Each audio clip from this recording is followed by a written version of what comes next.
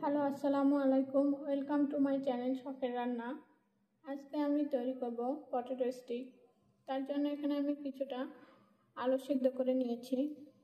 এগুলোকে এখন আমি ভালো করে ম্যাশ করে নিচ্ছি।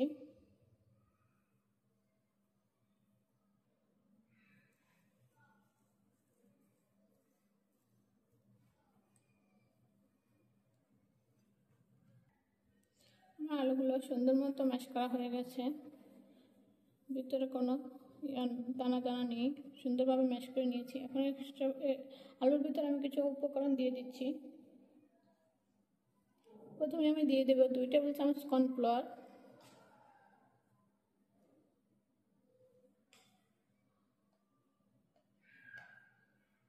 দিয়ে দেবো সামান্য একটু হলুদ গুঁড়ো, দিয়ে দিচ্ছি একটু মরিচের গুঁড়ো, দিয়ে দেবো চিলি ফ্লেক্স, দিয়ে দেবো পাঁচফোড়ন গুঁড়ো, দিয়ে দেবো স্বাদ মতো লবণ। সব উপকরণ এখন আমি একসাথে আলুর সাথে ভালো করে মিশিয়ে নেব। সুন্দর করে মিশিয়ে একটা ডো তৈরি করে নেব। আমার ডোটা সুন্দর মতো তৈরি হয়ে গেছে। এখন এটাকে আমি স্টিক আকারে ছোট ছোট লেচি তৈরি করে স্টিক আকারে বানিয়ে নেব।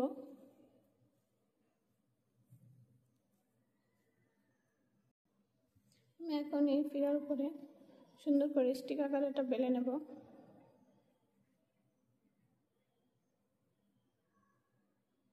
এভাবে সবগুলো লিচি আমি স্টিক বানিয়ে নেব, পটেটো স্টিক।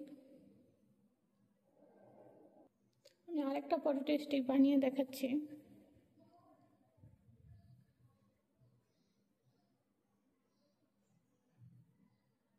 এভাবে আমি সব স্টিকগুলো বানিয়ে নেব। আমার সবগুলো স্টিক বানানো হয়ে গেছে। এখন এগুলো আমি ভেজে নেব। আমি এখন ভাজার জন্য একটা ফ্রাই প্যান বসিয়েছি, দিয়ে দিচ্ছি তেল।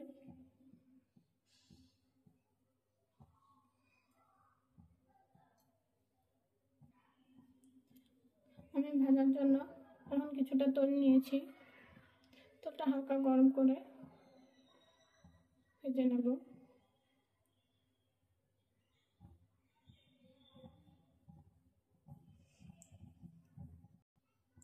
তেলটা আমার গরম হয়ে গেছে।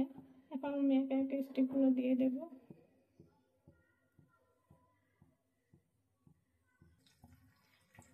এগুলোকে আমি মিডিয়াম টু লো হিটে ভেজে নেব।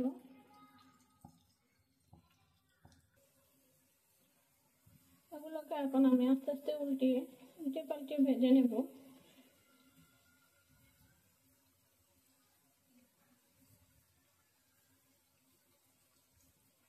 এক পাশ হয়ে গেলে আরেক পাশ উল্টিয়ে দেব।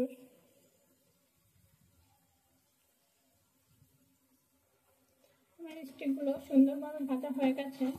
এগুলোকে এখন আমি উঠিয়ে নিচ্ছি।